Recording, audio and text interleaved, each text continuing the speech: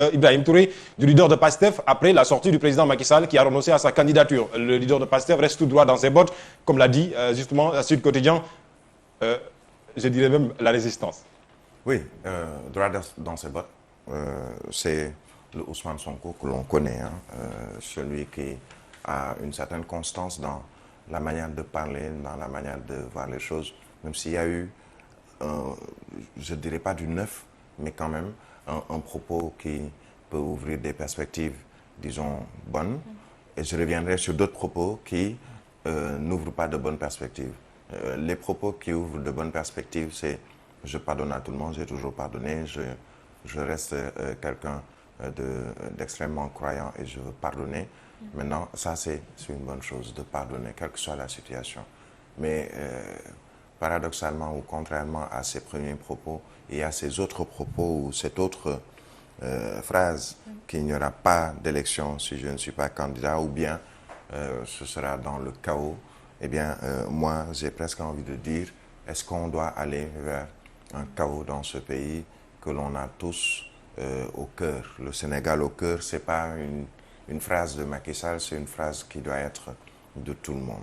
Pourquoi vouloir installer un chaos alors qu'il peut y avoir des, je dirais, comme pour reprendre Pape Alé-Niang, des compromis, pas des compromissions, dans un dialogue ou autour d'une table pour discuter de l'avenir de ce pays. Parce que des jalons ont été posés pour un avenir radieux ou reluisant sur le plan social, sur le plan de la paix. Est-ce qu'on doit également aller vers cette situation que l'on craint, que tout le monde a craint déjà avec l'histoire du troisième mandat ou de la troisième candidature, que l'on va continuer à craindre parce qu'il s'agit surtout pour Ousmane Sonko d'un bras de fer, un bras de fer et un duel. Il y a, je pense, un journal qui parle de ce duel qui se poursuit entre Macky Sall et Ousmane Sonko. C'est politique, certes. Le fait de dire que on va installer un chaos où ce sera des élections dans un chaos indescriptible au Sénégal, propos politiques, mais propos, à mon avis, également dangereux. Il dit n'avoir rien contre qui que ce soit ou contre personne et pardonner à tout le monde. Mais autant aujourd'hui, trouver une solution. Hier, je le disais, il y a un cas qu'il faut régler, négocier. À la limite, trouver une solution pour ce cas. Ce n'est pas le cas Khalifa, les deux cas, Khalifa ou Karim, mais c'est le cas Ousmane Sonko. Comment régler ce cas et surtout, comment arriver vers cette paix qui commence à s'installer depuis un certain temps, en tout cas, et qui s'est même, je dirais, renforcée après le discours du chef de l'État du 3 juillet dernier. Comment arriver vers une paix durable au Sénégal? Que les élections ne soient plus des prétextes ou un prétexte pour installer la chienlit, pour reprendre un terme que j'aime bien, ne pas installer la chienlit dans ce pays. Ousmane Sonko ou un Khalifa Babacar Sall ou un Macky Sall ou des gens de Benno Bokk Yakaar n'ont pas le droit, à mon sens, n'ont pas le droit de vouloir installer ou faire installer le chaos, quelle que soit la situation. En 2019, il y a eu des élections où le Parti démocratique sénégalais n'a pas participé à ces élections. Écarté, son candidat écarté, à savoir Karim Wade. Ils avaient annoncé avant, on va installer le chaos ou le chaos va s'installer. Il ne peut pas y avoir d'élection présidentielle au Sénégal sans Karim Wade. Les élections se sont tenues sans Karim Wade. Khalifa Babacar Sall, des élections se sont tenues sans Khalifa Babacar Sall, qui était en prison. Karim Wade qui a été également en prison. Maître Abdoulaye Wade a été en prison. D'autres opposants ont été en prison à plusieurs reprises. Il n'empêche que, quelle que soit la situation, le Sénégal n'a jamais été rayé sur la carte nationale, la carte, je dirais, internationale, la carte de l'Afrique. Quelle que soit la situation, on n'est pas arrivé à ce qu'on pourrait appeler une guerre civile. Un mot que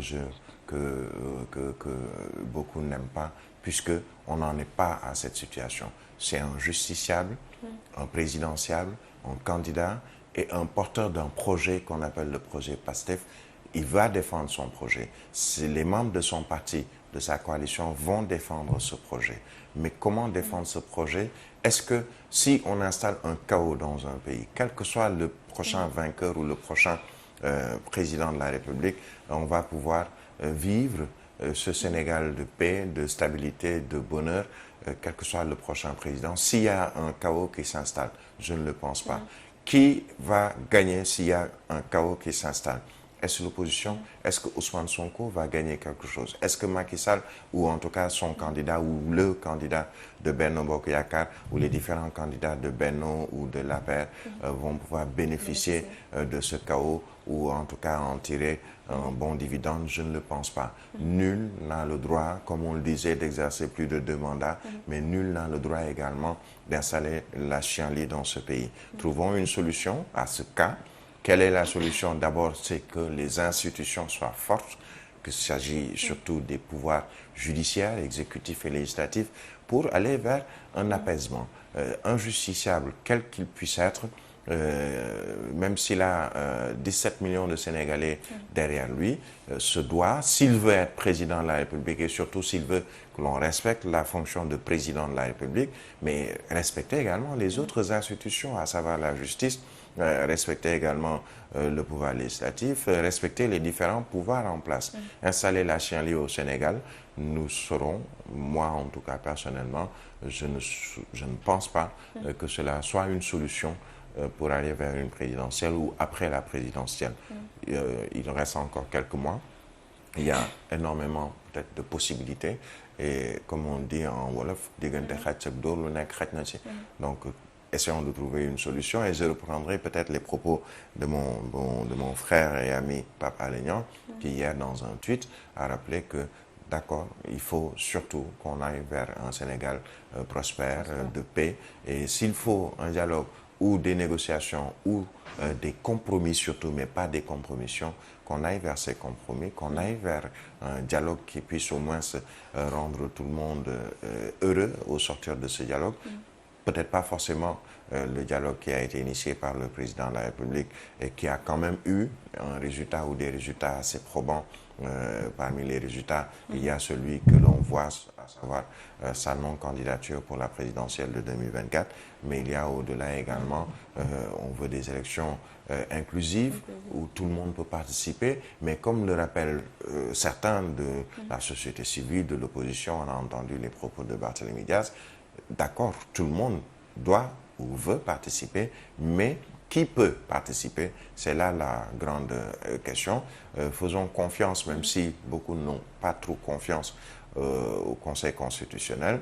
On dira que ce sont des sages qui sont à la solde du pouvoir. Certains le disent, mais moi, je reste convaincu d'une chose, c'est que tout fonctionne bien, qu'il y a une indépendance de la justice et ceux qui doivent passer pour la présidentielle de 2024 vont passer. Il y a les parrainages, il y a entre autres moyens pour aller vers cette présidentielle. Mais ne pas installer la chienlit dans ce pays. L'autre point, Ibrahim, est que Ousmane Sonko a dit que peut-être le président Macky Sall a renoncé face à la pression populaire. Qu'est-ce qu'on peut retenir sur ces propos exactement? Ben, chacun y va de son commentaire par rapport à cette non-candidature du président Macky Sall. Certains diront, pour ceux qui connaissent par exemple Macky Sall, que ce n'est sûrement pas une pression populaire ou internationale ou quelque pression que cela puisse être, qui ont peut-être motivé son avis ou motivé sa décision. D'autres diront qu'effectivement, il a écouté certains pour justement motiver cette décision ou changer même de décision.